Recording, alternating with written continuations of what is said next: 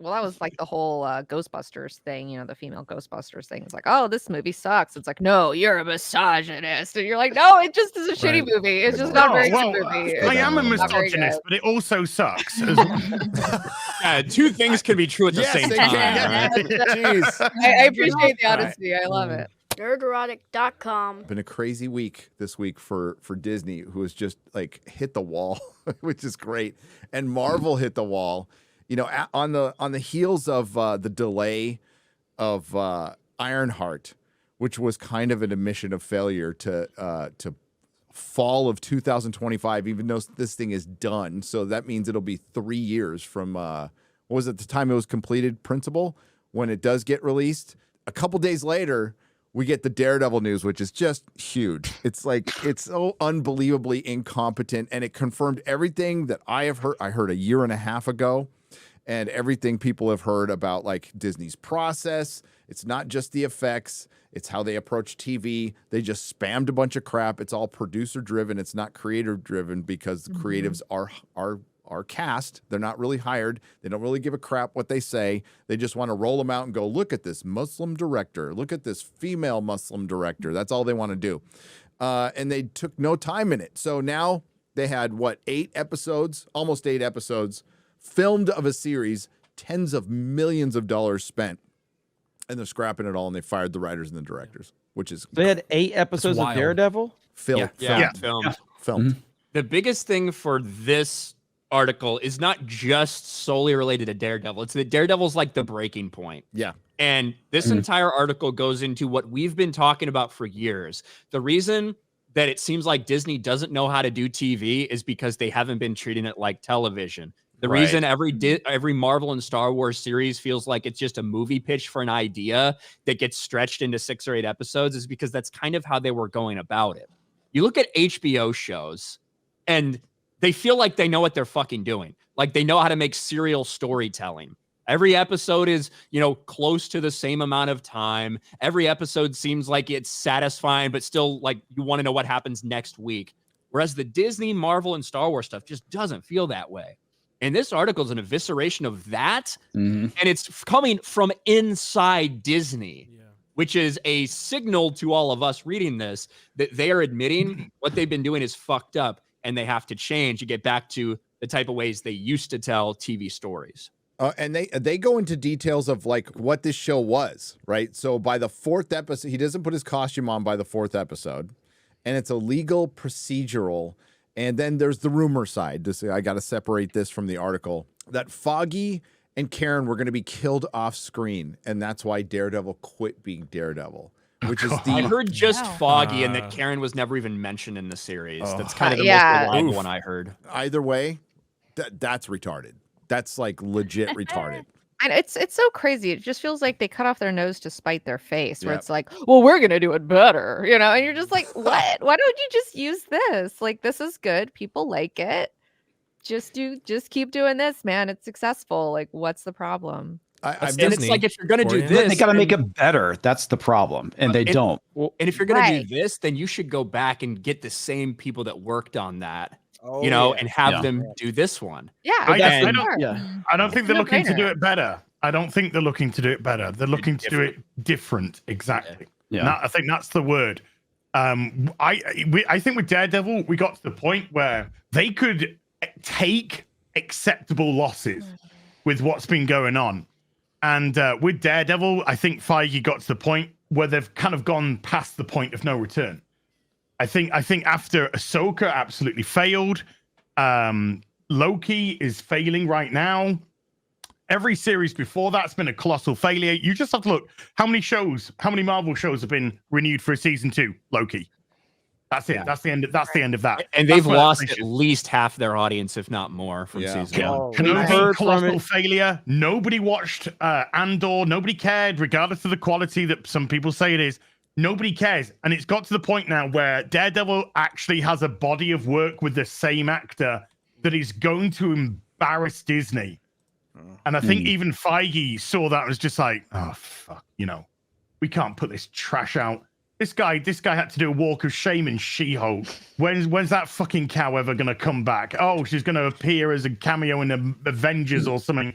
Avengers 8, which does 250 million at the box office. Well, I think you're right. Like they had a comparison, right? Yeah. People can go back and watch those Netflix series, and you're going to have a direct Daredevil to Daredevil comparison. And they saw what they had, and they realized this is the breaking point for us. We can't put this out. That's kind of what it feels like. Well, I'm glad that they're not putting it out, though. I mean, that's good. Yeah. At least they're not doing that. So no, I think for you, I don't know. That's a rock and a hard place for them. I think ultimately this kind of highlights one of the biggest issues with streaming, which is that with a traditional network, somebody would go and create a pilot, shop it around, and a studio, or not studio, but a channel might pick it up, and then you'd make episodes where they're basically commissioning like an entire season, regardless of how good or bad the series actually is. 2 seasons. Or 2, yeah. That's been because kind of they traditional. don't understand TV. They don't. Well, they've taken this tech approach. You know, well, they're also just like throwing shit at the wall and seeing Yeah. what sticks, you know. But at the same time, it's like, dude, you have to like actually like care about your show and like. Well, I mean, let me ask you, and, like, a huge problem right there. Yeah. Is it really a breaking point though? Like, is it? Do we know that, or are we just speculating? Yes, because no. I was told at Comic-Con, I was told that yes, they realized. I don't know about breaking point, but they realized they have gone too far. Like they know they need to. The reason I say back. this isn't because it's just Daredevil restructuring of it.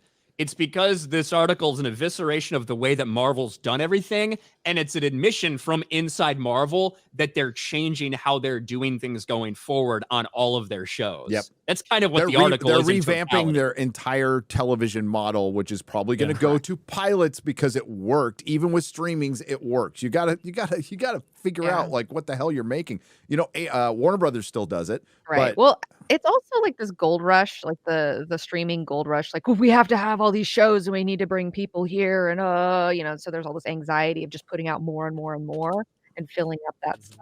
But they're not bringing people to streaming services. That's the right. problem. Well, you have to actually have good shows, and they forgot about that part. Yeah. And I think that there's a little bit of a disdain for their audience. Like, they'll take whatever. Big time. They're Marvel fans. They like shit. Yeah. Who cares? You know, they'll eat whatever we feed them. And it's like, no, that's not.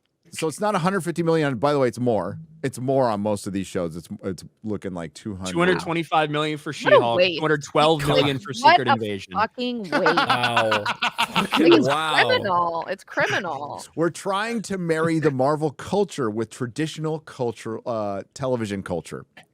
That's fucking producer speak. You mean you're trying to change your shitty television approach to a better television, more traditional television approach? Well, the thing that worked, that's been working, a proven model that's been going on for how many decades now? Like, oh, okay, cool. Says Brad Winderbaum. This guy's gonna get fired. This guy was in charge of anything. How's this motherfucker still have a job?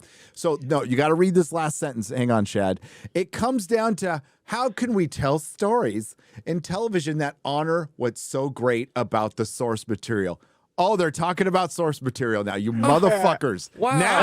Now. Alt-right pipeline, baby. Let's Let's go. Confirmed. Let's go. Welcome over. Just put your red MAGA hat on and join us, baby. That's right. Daredevil should just come out with "Make Daredevil Great Again" Oh. on his helmet. You know, they're saying that they want to keep part of the process, though. They want to marry what they have with Marvel with traditional television. I'm like, I'm sorry. If you take something that's crap and something that's good and mix it together, you result with something that's crap. Okay? Yeah. Oh, dude, Like they made something like traditional television. I seem to recall a Daredevil series that was on Netflix that was made pretty traditionally that everybody fucking loved. Yep. And what's this Marvel culture are you talking about? Are you talking about pre-in-game Marvel culture or current phase Marvel culture? Because those are two different things. Yeah, I mean, Marvel. What does Marvel culture mean? I mean, that's a great question. It's just like, what? Losing What are you money. even saying? What are you saying? Like the way you make movies? I think what they actually mean by Marvel culture is the idea of how they were doing all these things, these different projects that were all intertwined within all these different phases of storytelling, different characters that will eventually come together. But they were trying to take the approach, and they even go into this article. They were trying to take the approach they do with their movies, which is, hey, we'll shoot this entire thing, and then we'll see what we need to fix about it. We'll do reshoots, and we'll edit it in post. As opposed to how they do things for television. When you're telling, I don't know, 13 episodes of something, which means you have 8 or 9 hours worth of story instead of 90 minutes to 120 minutes. You can't just fix it in post. You're talking about an entire overarching storyline that's going through this entire thing. That's what I think they mean by Marvel culture and traditional television culture. Yeah. With Daredevil's new direction, Marvel hopes to right the ship on a project with sky-high expectations. I don't know if they were sky-high. The show is Marvel's first to feature a hero who already had a successful series on Netflix running 3 seasons, but sources say that Corman and Ord crafted a legal procedural that did not resemble the Netflix version, known for its action and violence.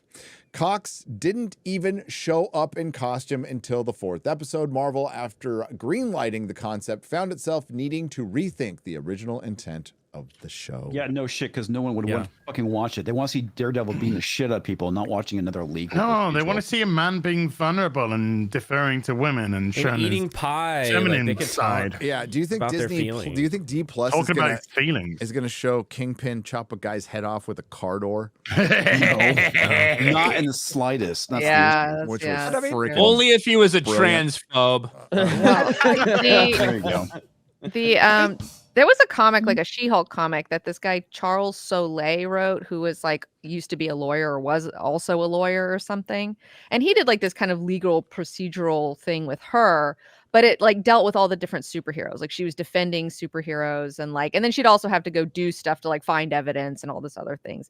So I think there's a way to do a legal procedural thing that's interesting and fun, especially if you connect it with other characters, like other superhero characters. That'll make it really interesting, especially if you have multiple ones on different sides of this issue. I think that's possible. But again, that's so different from what Daredevil, the original show that was actually good, that people liked, was. And you're right about the whole, like, they can't do Wilson Fisk like they did in the Netflix series, and that's what made him so great. He was so scary. That Daredevil that we were gonna get is the Daredevil that we did get in She-Hulk. Yeah, and I'm assuming that this Daredevil show is going to be very similar to She-Hulk. It's a procedural. Yeah, and lawyers. And that was one of the problems with She-Hulk, was a legal procedural that was written by people who had no fucking idea what they're doing. Yeah. And also, its biggest sin was it was a comedy that wasn't funny. It seems like instead of getting people who love the source material and love what Daredevil was, they get people who loved Ally McBeal and make it his Daredevil. Well, remember with the She-Hulk writers, it's like, well, we don't know anything about the law or superheroes. But we're gonna make this show. But we have a lot of food in the writers' room. Binders full of women who are working. But the fridge is full in the writers' room. You're right, Garrett. That is what they asked her. They asked her, "Hey, what is it like to be a writer in the writers' room?" She says, "Well, it involves a lot of food and a lot of hanging out." I believe and then we write at some point. Daredevil is far from the first Marvel series to undergo drastic behind-the-scenes changes. No, almost every single one has. Every single one. Those who work with Marvel on the TV side have complained of a lack of central vision that has, according to sources, begun to afflict the studio shows with creative differences and tension. TV is a writer-driven medium, says one insider familiar with the Marvel process. Marvel is a Marvel-driven medium. No, it's a character-driven medium. It's a character-driven medium. But Disney Marvel has forgotten that. Like Moon Knight. They mentioned Moon Knight here. We won't totally go into it. That should have been their best show.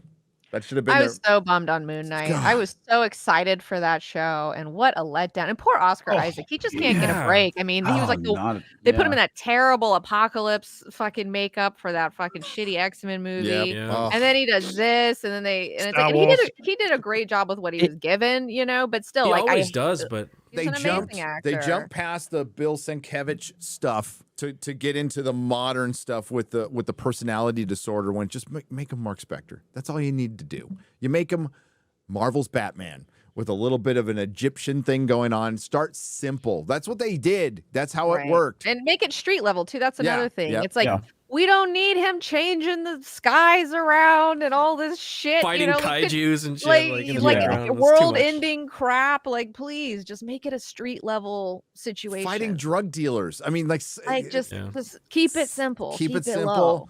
It's a badass. It was a badass character. Yeah. That's the only Marvel Disney Plus series that I started but didn't finish. Moon Knight. Yeah, I watched like the first 3 episodes. Like, I can't do it anymore. Understandable. Everything else I've unfortunately watched. I haven't finished any Disney Plus Marvel series. I think that was the last show that I watched, and then after that, I was like, I'm done. Like I was like, I mean, I've watched Loki for just to talk about it with you guys, but I didn't have any plans on watching it until like I got invited. My daughter on walked in shows. the room while I was watching it. She was like, "Do you want to watch this?" Because she can. Oh my god! Oh my god! Oh, the children No, know. I don't. The children know.